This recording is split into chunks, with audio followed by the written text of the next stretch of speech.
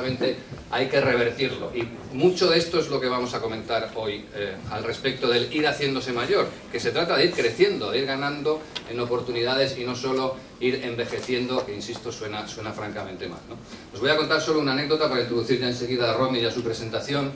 Mi padre me regaló, que era muy aficionado a los periódicos antiguos, me regaló 2 periódicos del norte de Castilla, que es de mi pueblo, de Valladolid. Los que me conocéis sabéis que soy de Valladolid. Uno de 1902 y uno de 1905. El de 1902 era un chiste sin más, que decía: en aguas del río Pisuerga ha sido hallado el cadáver de un hombre muerto. No, menos mal que estaba muerto el cadáver. Pero en 1905 decía, debía ser peligroso caminar por el Pisuerga a principios del siglo, no sé por qué, decía: en aguas del río Pisuerga ha sido hallado el cadáver de un anciano de 55 años. Y no es que estuviera equivocado el periodista, es que en 1905, con 55 años, pues uno era un anciano. Yo tengo 52 y, hombre, a lo mejor discrepáis alguno, pero anciano, yo creo que no soy, ¿no? Quiero decir que también en lo sociodemográfico han cambiado mucho las cosas y ahora se envejece de otra manera. Pero va sobre todo no tanto de eso, sino de actitud, todo lo que vamos a ver a continuación. Y luego ya os presento los ponentes, porque el formato es el que hemos hecho en las otras 2 presentaciones de los otros Truth About. Una presentación de Rodney y posteriormente un pequeño debate de 3/4 de hora nomás con un anunciante, con una persona externa al mundo del marketing, que yo creo que eso enriquece mucho, y con una persona del grupo McCann. Rodney W.J. Collins, que es el Regional Director de Truth Central en Europa, nos va a contar el estudio. Okay. All yours. Rodney. Buenos días. I'm going to present in English, although I could try in Spanish, but it would be painful for you. So I'd rather have you have a very pleasant morning. So this is a really big piece of research. I think if you've been at our previous Truth About research presentations, you might have noticed that our research scale grows each time we present a study. So this is 29 quantitative research markets. You see 12 of those markets in Europe alone. So we have a very rich data set in order to understand the differences and similarities across these markets. What I'm going to share with you today, of course, is just a top-line set of findings of data points from that research study. And if you're interested in learning more, you obviously have the opportunity to come and talk to us, and we will share. We also conducted really interesting qualitative research in 36 markets across the world. In this research, we brought together 3 individuals from 6 different decades. We interviewed those individuals in small groups, and then we brought all of the generations together to have a conversation around the topic of age and aging. Fascinating discussions, and I'm going to share some of the findings from that. As Gonzalo pointed out to you earlier, the research project, when we first began to think about it, was really to understand the truth about aging. And as we talked to people about this topic, everyone said, it's a study about old people. It's about seniors. And in fact, that's not what it is at all. We set out to understand the concept and the experience of age across the ages. So our research participants start at the age of 18, and they go up to 70 plus. And the first big thing that we understood from the research is that aging isn't just for the old. In fact, there's a lot of evidence that aging is a lot about youth. And living isn't just for the young, and this might not be a surprise for you, but I'm going to share some examples of why that's true. First of all, people who are in their 20s are the most likely to be thinking about death and to fear it. People who are in their 40s are people who are in their 30s are most likely to be thinking about aging and all of the worries and the risks of aging.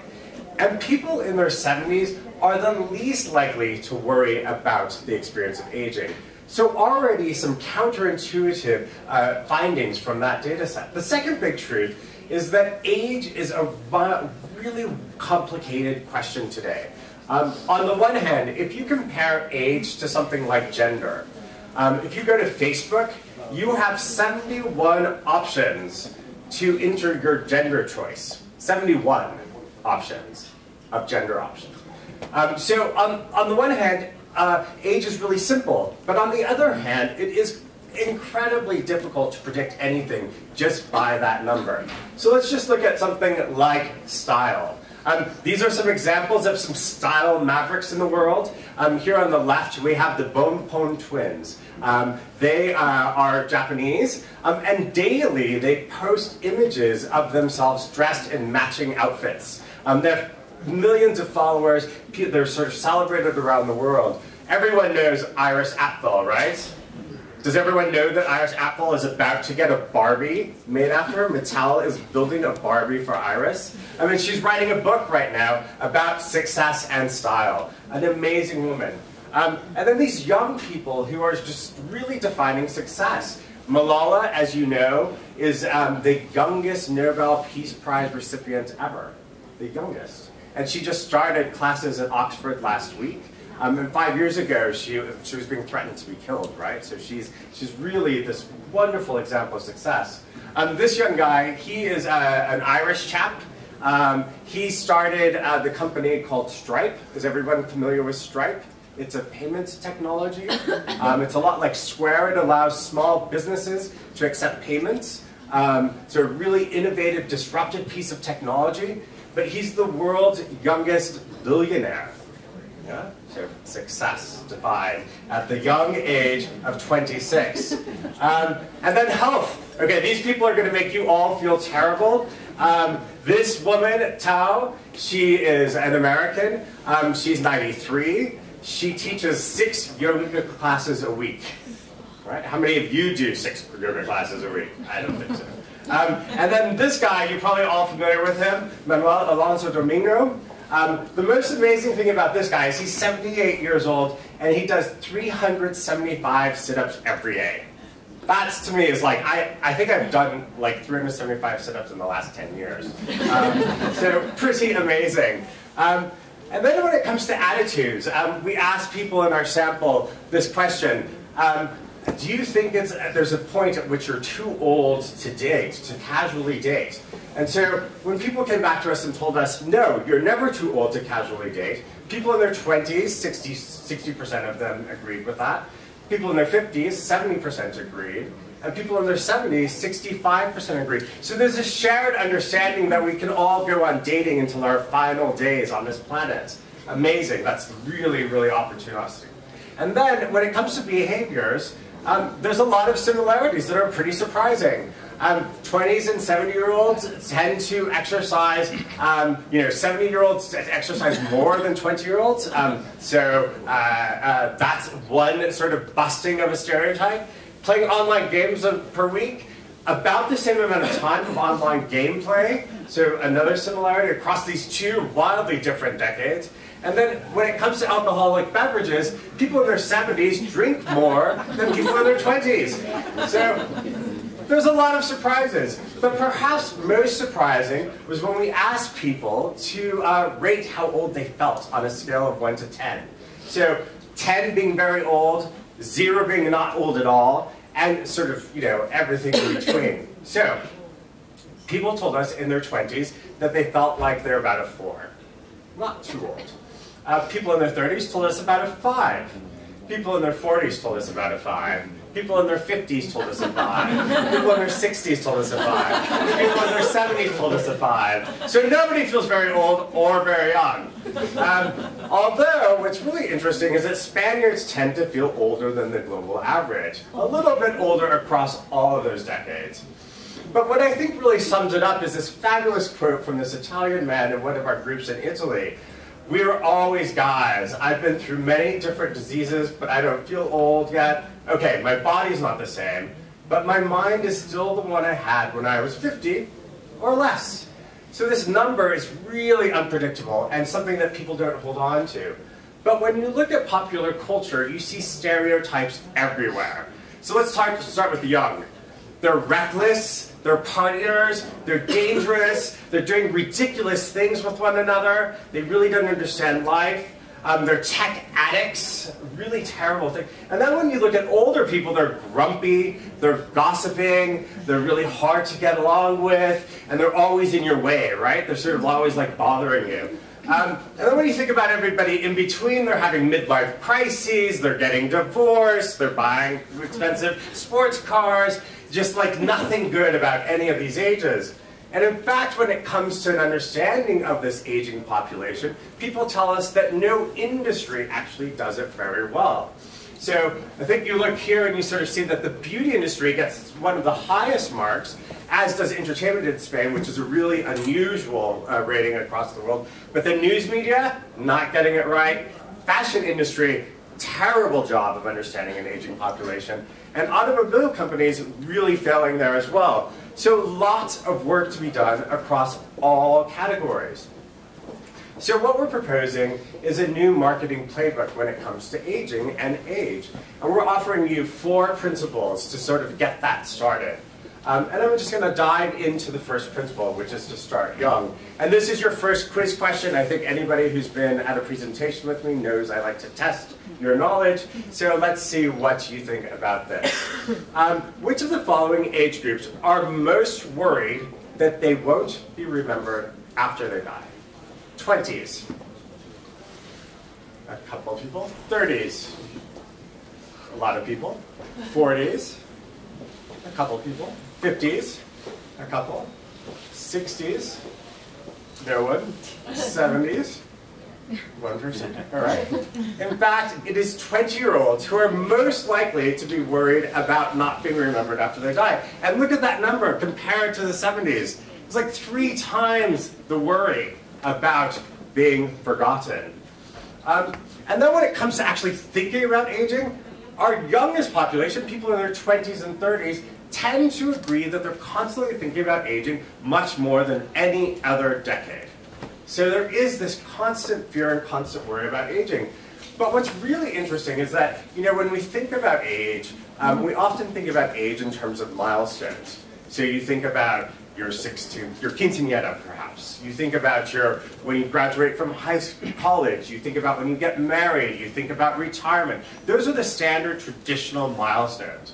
But what we've discovered from talking to people is when they think about age, they're having all of these age epiphanies on a sort of regular basis. And they're really coming from surprising places. So for instance, this woman in Italy in 20s realized she started thinking about aging when she was wearing high heels more often. Right? I really love that. And then I bet lots of people in this room have had that experience of scrolling down on a web page to find the year of your birth. Age epiphany. And then this fantastic quote from somebody in Spain who sort of was offered a seat on the metro but thought it was being offered to somebody else and was really embarrassed by this. They were offering it to me as somebody who was older. So there are lots of age epiphanies, these moments at which age becomes something that you think about. Really interesting is that young people tend to really believe that as you get older, you're going to stop having sex. They're the age bracket that is really most concerned about thinking that your intimate life is going to end, that you're never longer going to have anything exciting. So look at that, compare 7-year-olds, 14% think that that's true, versus 20-year-olds, almost 40%. So almost half of 20-year-olds think that that's true. Another way of thinking about this is that as we talk to people about the notion of getting older, younger people associate it with bad things, like not having sex any longer. Whereas older people tend to associate it with positive things, like lying on a beach listening to waves. Like, who doesn't want that experience, right? We all want to lie on the beach and listen to waves. But as you get older, you tend to associate it with positive things. So aging really is a problem for the young. In fact, in one of our groups in China, a young person told us that youth is a prison. It has all these obstacles and barriers and really locks you in. It's a real challenge. And then as we look in Spain, we sort of understand that these are rise and falls. There's these dips as you grow into your 20s and 30s. So you might be very attractive when you're 26. You're at your happiest at your 30. So if you're over 30, it's over. There's no more happiness left. 32, most difficult time of life. 33, really stressful, but productive. 35, the most fulfilling. And then at 40, life peaks, and it's all downhill from there. So really concerning. And then 63% of 20, 30-year-olds really wish they had more support in leading a healthier life and aging well. So the truth of this is that young people are really thinking about aging in a way that's very different and very problematic in terms of the realities of aging more so than any other generation. And no one is talking to them about it. So what if we were to address these challenges by providing some age-positive, some optimistic visions of what aging really is all about? And so I'm going to show you an example of a brand, a fashion brand, that I think provides an early effort to sort of provide an opportunity to think about age-positive relationships. And I'll just play this, this video. It's much longer. I've clipped it so you don't have to watch the whole thing. I just want to play a bit of it for you.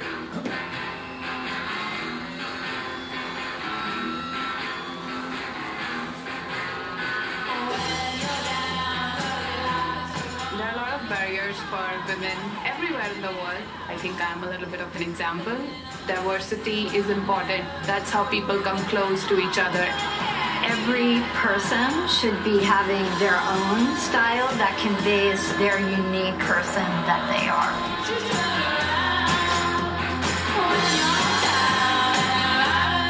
My biggest inspiration comes from staying active and gaining new experiences that makes me hungry for life. It's very hard to be yourself because so many things are expected of you, so you have to fulfill a lot of things for others. So a good early effort to sort of bring together this age-positive perspective. Now, our second principle is about celebrating the gains. Your second quiz question. You didn't do so well on the last one, so let's do better. Which of the following things are people in their 70s more likely to think is the greatest benefit to getting older compared to younger generations? I will learn how to be happy. Okay, happiness is not an option. One, okay, a couple, okay. 5. I will have more freedom. That's a good number. 12. I will have more money. A few people. I will have a large social circle. No one is worried. Okay. In fact, it is I will have more freedom. There's a lot of emphasis in our groups and in our conversations with people, especially in their 70s, when they think about the freedom that they have access to. But it is not just a pretty picture. There's something about aging that's scary and confusing. We ask people to write postcards, their secrets of aging that they wouldn't have shared with anybody else. And I think you'll see this one from Canada. His secret is that impotence sucks. This woman from France, I'd like to be able to seduce like I once did, but those years have come and gone. And then this person from the US is like, I'm absolutely terrified of getting physically old. Wrinkles. People won't talk to me, look at me, I won't get to know me anymore, so I become irrelevant. So there are a lot of worries. But when we ask people to draw what it means to get to aging, these are some of the images that came back to us. There's a whole range. On the one hand, we have this classic image of an old man with a cane bent over. That seems like an almost universal image. But then there's a sort of more neutral way of representing aging, which is sort of a path through life. It might be going uphill, but it's not too challenging. It is a journey. And then there's this other version of aging, which is all about holiday, beaches and sunshine and palm trees. And then when we ask people, what is it that really is most likely to fail when you get older, or what was most associated with what getting older means, we understand that on the one hand in Spain, most people associate getting older with gaining wisdom and experience. But on the other hand, they associate it with decline of mind and body. So there's this tension. Two groups, the exact same sort of percentages in conflict, whether it's a gain or a loss. And globally that's reflected, gains versus losses. In fact, aging can really be framed as a story of gains versus losses, and your focus could be on one or the other. But in fact, as you talk to people in their 70s, 2 out of 3 associated getting older with something positive. There's a lot of positive. It's more of a story about gains. In fact, as people age, they become less religious, less passive, and less idealistic, all characteristics that are kind of negative, and they become more happy, happier, more social, and more responsible, all quite positive characteristics. And in Russia, this woman told us that getting older is like a blossoming bud. You're getting more beautiful inside with every year. I think that's a fabulous way of representing this sentiment that's shared. And then when it comes to traditional structures that are associated with getting older, like retirement, we have this old model of retirement, which is like you work, and then you stop, and you have just leisure time. But in fact, this is the way so many people are thinking about retirement today. They're going to gradually decrease their working life and slowly increase the amount of leisure they do, so that they're sort of hacking what retirement means. In some cases, that's structurally necessary, but in many cases, people are making that choice. It is a choice that they're making to hack their retirement. In fact, it was really summed up in a statement from a woman in the US who said, "I graduated from work." Really powerful, like such young language about something that is such an old concept. And then across the world, we find that people are telling us about ways that they are hacking their retirement and the way they think about it. So the Spaniard in 40 says, "I see 60s as that golden moment when all of my life will come to have the ultimate meaning." I love this quote from the woman in China who says, "I told my daughter, do not save for my tomb. I'd rather she gave me the money to me now so I can travel around and have a good time." And then this individual from Italy, "I'm already living my ideal retirement. My days are full. I have thousands of things to do, and when I was working, I didn't have time to dedicate to myself."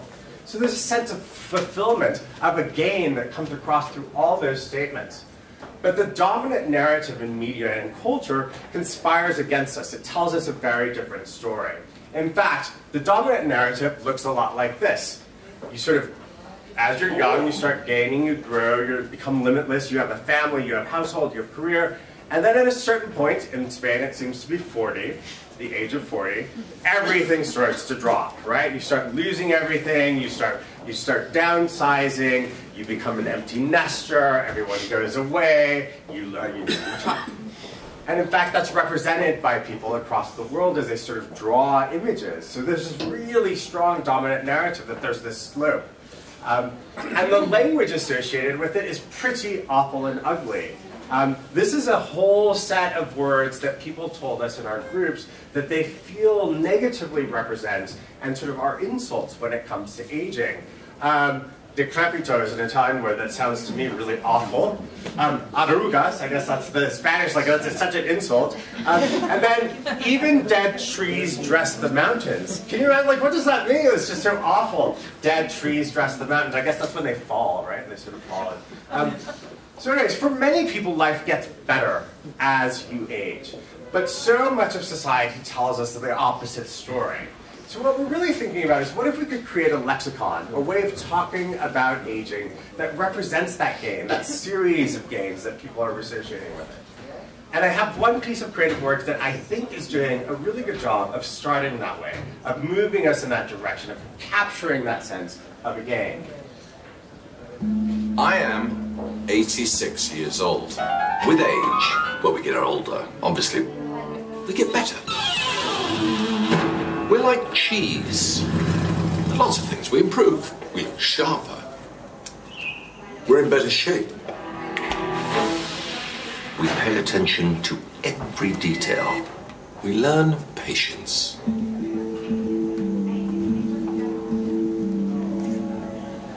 We take more risks. A lot more. Fashion. We embrace fashion.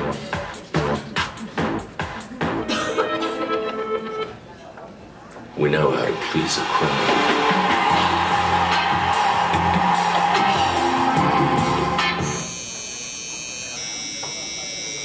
We expand. Like Vitalift 5 from L'Oreal, with a new, fresher-than-ever fragrance. My skin is stronger, firmer, full of vitality. How do you say vitality in French? Vitality. Nothing gets by us. New Vitalift 5 from L'Oreal Men. Experts. There is no excuse for letting go. Just no excuse. Pretty fantastic. Our final principle is our third principle is going beyond the number. And this is a really interesting principle and a little bit complicated, so I'm going to go through it a bit slowly and carefully. Third quiz question, I think you're about 1 out of 2, 50% as an audience, so let's see how we do. How do people feel if someone they know describes them as old? Proud? No one feels proud. Irritated? A lot of irritation. Worried? Quite a few people who are worried. Happy? Oh, look at that, 5. Indifferent? I don't really care. In fact, it is indifferent. That's the most common answer in Spain that we're told. Irritated is up there, but it's not anything near indifference. But in fact, what's really interesting about age is that number has less and less potency when it is applied as something that describes one's personal life experience. In fact, when we think about attitudes, it becomes a really unreliable indicator. So here's a great quote from our Spanish groups. I have to say an age when it's old, I'd have to say 90. Because there's a woman at my Tai Chi class that is 92 and still amazing.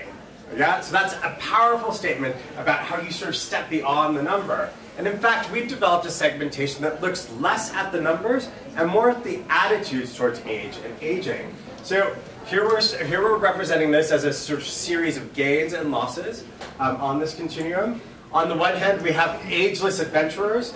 These are people who see aging as a constant adventure and discovery. We're constantly learning and building up new opportunities and personal growth. Next, we have communal caretakers. These are people who see aging as an opportunity to expand their social circle and develop deeper relationships with people that they care about. These actualizing adults, these are people who see aging as all about taking on additional responsibilities. Our future fearers, these are people who are worried about all of the risks associated with getting older. So that's economic, that's social, that's physical, that's mental. And then we have the youth chasers. These are the people who are absolutely terrified of getting older and who are doing everything to remain young, whether that's plastic surgery, or they're dressing younger than their age, or lying about the age itself. But what you can see is that there's a pretty even distribution of those segments of attitudes across the world. But when we look at Europe and Spain, I think Spain, you have a lot of ageless adventurers and future fearers. So you have this tension in Spain, where there is, on the one hand, a lot of people who see it as about acquiring and personal development, and then a lot of people who are quite worried about this and are doing everything that they can to hide the fact that they're getting older. But then when this becomes really interesting is when you think about typical ways that we talk about these demographics. So empty nesters, is everyone familiar with the term empty nesters? Yeah, these are people who are generally in their over 45, whose kids are leaving their household. In fact, when we break apart that segment, we understand that the majority of empty nesters in that age group are actually ageless adventurers. They're really excited about the opportunity of getting older. It's not empty at all. It's about growth and development. So very much counter to the ways in which we talk about them. So if we go beyond the number, we can develop a deeper understanding of these attitudes towards age and provide a more nuanced understanding of this segmentation.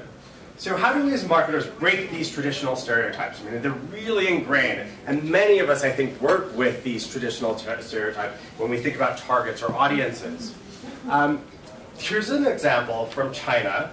There's an 80-year-old Chinese man named Washan Dicheng, and he is, I don't know if anyone knows him, he started at the age of 60. He started his fitness program.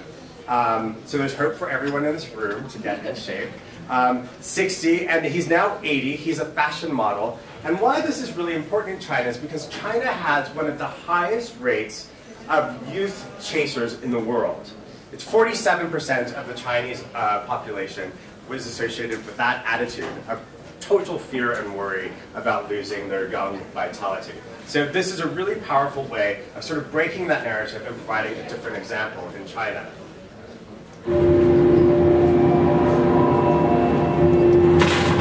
很久以前，我徘徊在人生低谷，锻炼成为救赎，汗水坚持，不只练就了身躯，更造就了事业，也成就了更好的父亲，更好的我。锐步练出自我。 He's 80 years old. Look at that body. It's amazing. So, our fourth principle is promoting intergenerational connections. And your final quiz question, the things that you can't control have an impact. Of course, depending on where you are in the world, it really determines what kind of components and what the secrets of aging well might be. So let's look at this map of some of the secrets of national cultures of aging. Japan, the secret to aging well is getting enough sleep. If you know anything about Japan, you know that they're not sleeping very much at all in that country. You look at something like South Africa. Really interesting. Following your faith, spirituality is the secret to aging well in that country. Canada, managing stress is their secret to aging well, and it's not a surprise given the activities of their southern neighbor, who is constantly creating trauma in the world.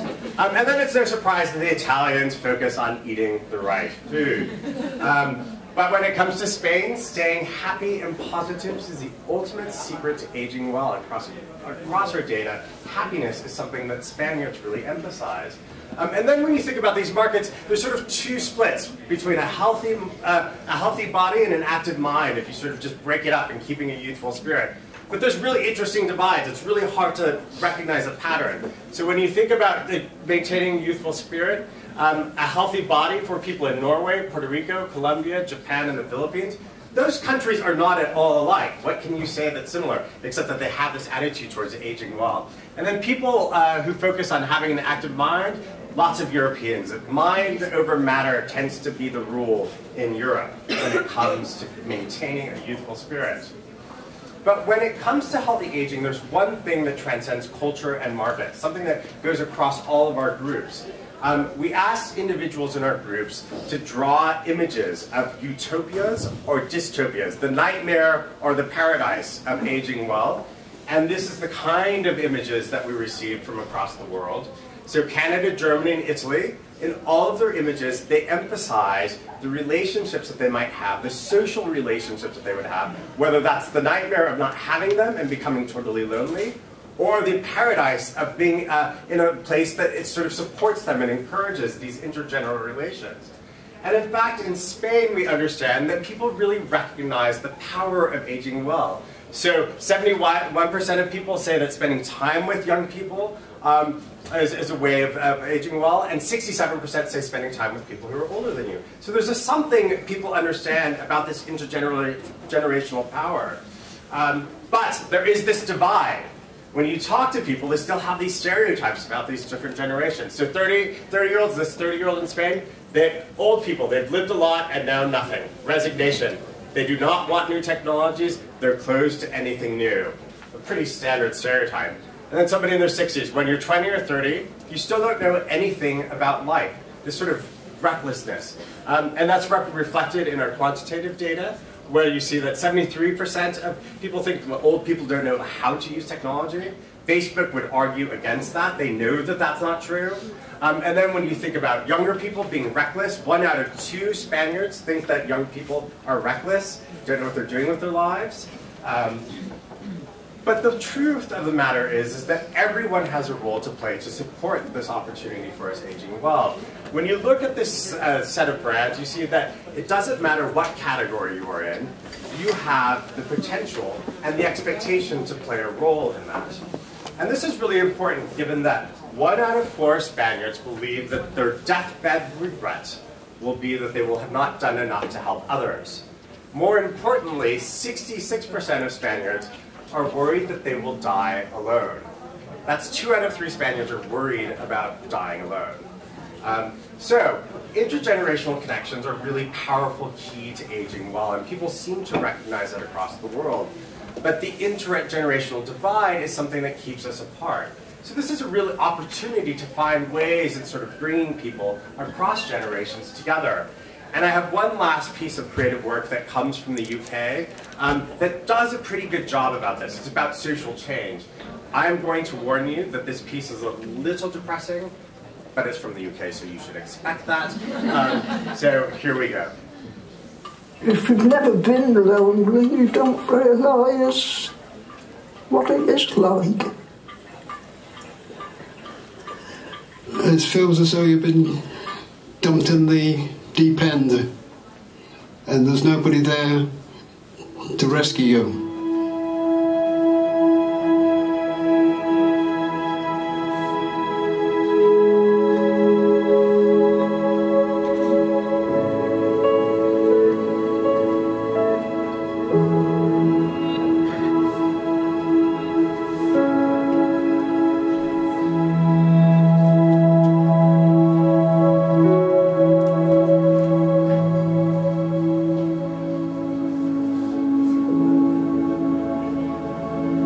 All you need to provide is that spare chair, a little bit of food and some conversation.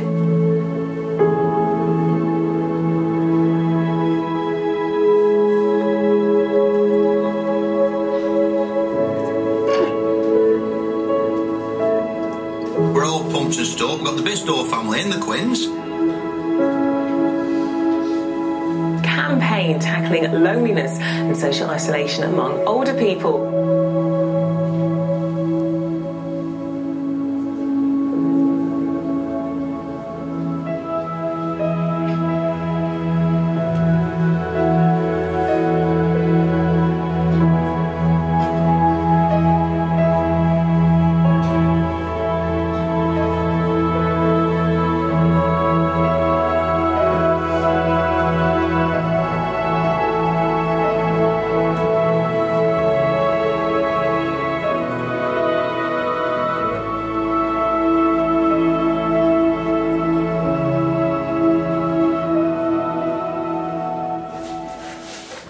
It's pretty cool, and if you know anything about the UK, it's really hard to get into somebody's home. Like, there's such a sense of privacy, so this is really a cultural shift. So as a reminder, these are the 4 principles that I've walked you through. Starting young, sort of really thinking about the challenge that young people have with aging and their expectations of aging.